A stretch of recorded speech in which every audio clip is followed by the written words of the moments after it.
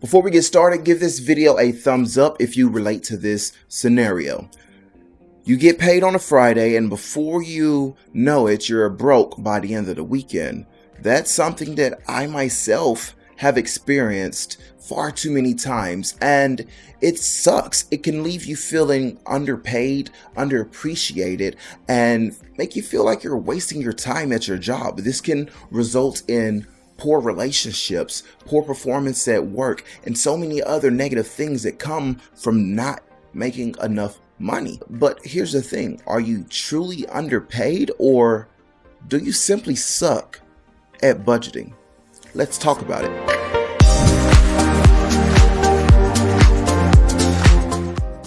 What's up everyone, welcome to TVT, the Visionary Tycoon. I'm Kendrick, and in today's video I'm going to be teaching you how to tell if you're underpaid or if you simply suck at budgeting, and what you can do if you find yourself falling into that category. Now, I know what you might be thinking. It's like, hey, I only get paid $25,000 a year, minimum wage. I can't afford to put a roof over my head. I can barely afford this car note. I can't afford to take my girlfriend out on a date. How are you telling me that I'm not underpaid? Well, believe it or not, you still can have all of these things and not be 100% underpaid. I'm not saying there's no such thing as being underpaid. There really is. If you can't meet your bare minimums to survive, you're truly underpaid. And that's the most important part, the bare minimums. As a human being, you need food, shelter, clothing, and some sort of transportation, whether that's taking a rail system, taxi, Uber, driving a vehicle, whatever the case is. You got to be able to get from point A to point B. You can't even get a bike, a skateboard, whatever. After that, everything else, in my opinion, is luxury. Now, if you take a look right here, you will see how I budget myself. This is an old budget sheet of mine. I'll put the link in the description box below if you want to print it off and make your own monthly budget based off of this format. If you want to do so, by all means, I'm going to make it for free. You just click it, download it, print it, or edit it, keep it digital copy, whatever the case is. But as you can see, this is my monthly budget, or my minimum budget. This is what I have to accomplish in order to survive. This is an older list, so it's changed quite a bit since then, but the core concept remains. You have your bills, and then below that you have what I call luxuries, even though these are still some necessities like food. You have to eat. Believe it or not, you can eat for $25 or less per week if you're one person. And I don't mean eating hot dogs and bullshit like that. You can truly eat healthy for an entire week off of just 20 bucks. And I'll go into that a little later in the video. Now, once you get these two numbers, your cost for bills and your cost for luxuries, you combine them into your total. The total for mine ended up being quite a bit. I think it was $2,225 is what I needed per month, bare minimum, in order to survive. That included my food, shelter, insurance, and stuff like that. And for the average person, especially if you were working a minimum wage job, me at the time that I had this, I was still a supervisor for security, and I wasn't even making my bare minimum at that job. So I had to go and make some sacrifices.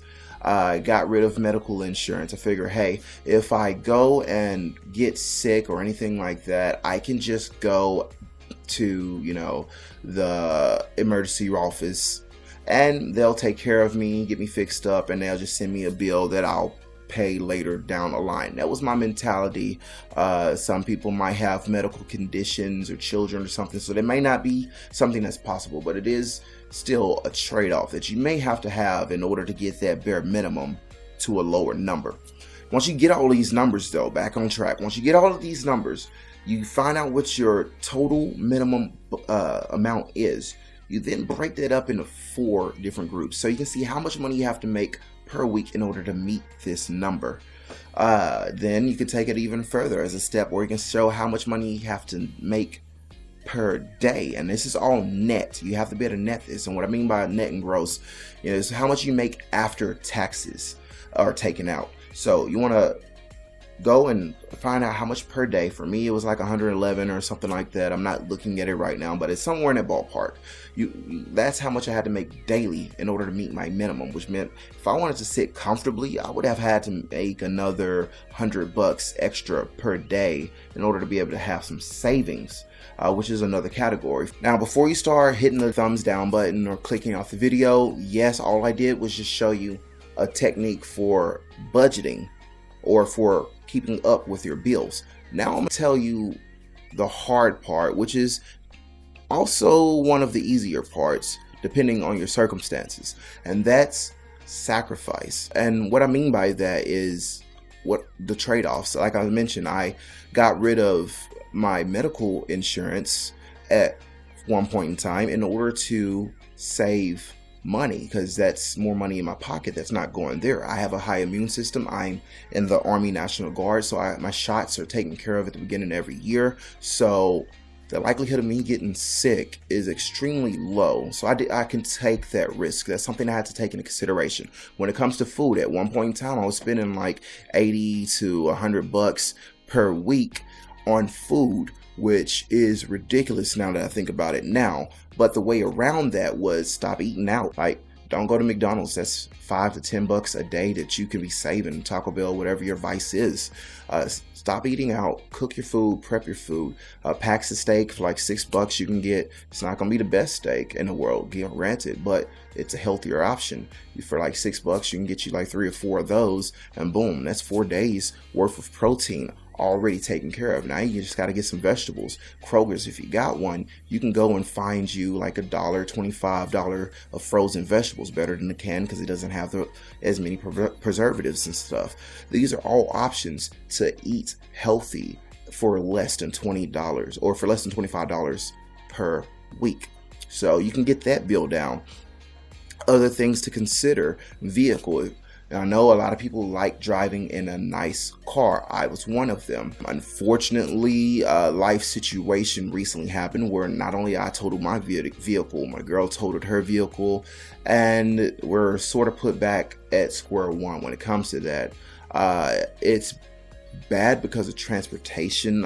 We did find a solution to that, but it sucks. But it was great at the same time. It was what my grandmother would call a blessing in disguise, because now I don't have a car note to pay, nor do I have vehicle insurance. So that's also another $600 that I get to keep in my pocket. And something that you can consider as well: you don't have to get the best car right now. You don't have to go for the Rolls Royce or whatever your flavor is right this minute, because you're not there yet. Just be honest. If you're not there yet and it's hurting you to make these payments every single month, replace it with something more affordable, whether that's a cheaper car, a bike, a skateboard, better shoes so you can walk from point A to point B if the distance isn't too great.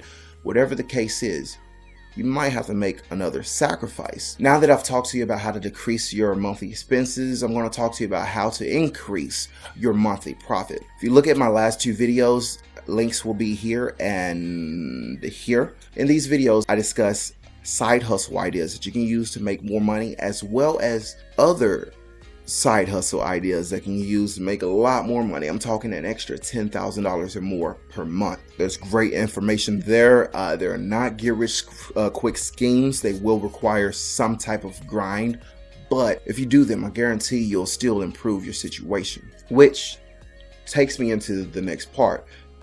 You want to be living off of 20% of your income, which for a lot of people will be a difficult task. I am aware. Myself being a perfect example, at a period of time, there's no way in hell, I hope that won't get me demonetized, but there's no way in hell that I could have lived off of 20% of my income, seeing as my minimum, even after decreases in my expenses, was brought down to over $2,000. And I only make barely $2,500 per month before taxes.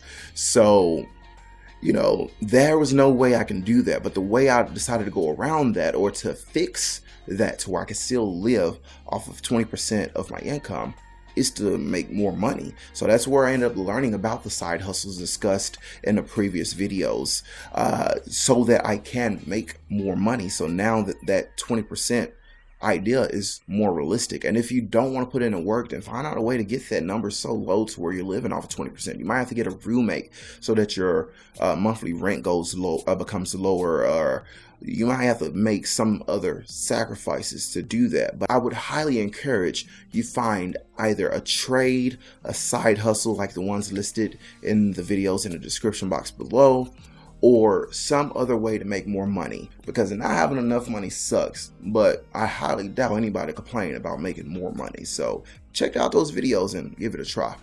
Well, unfortunately my mic went out, so the rest of the video's audio will come straight from the camera. Now that you're finally starting to save money, don't spend it, or let me rephrase that, don't be stupid with it.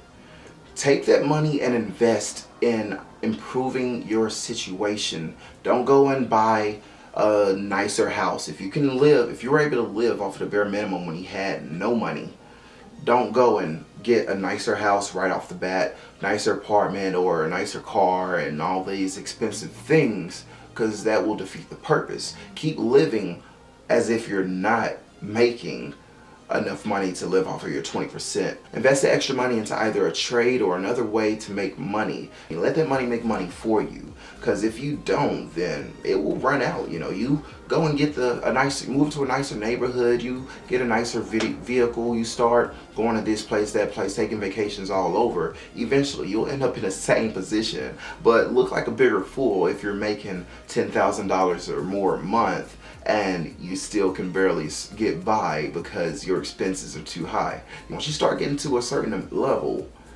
there's no more excuses. Get rid of the excuses now, develop the discipline now, and stick to it. Trust me, you will benefit in the long run if you do this. Practicing these techniques that I mentioned in today's video can get you results within your first month. Try it. If it works for you, let me know. If there's something else that you think could work that I didn't mention in the video, let me know in the comments below. I really do appreciate your time and hope you was able to take some value from today's video. Go out there, crush it, and I wish everyone the best of luck. Until next time, I'm out.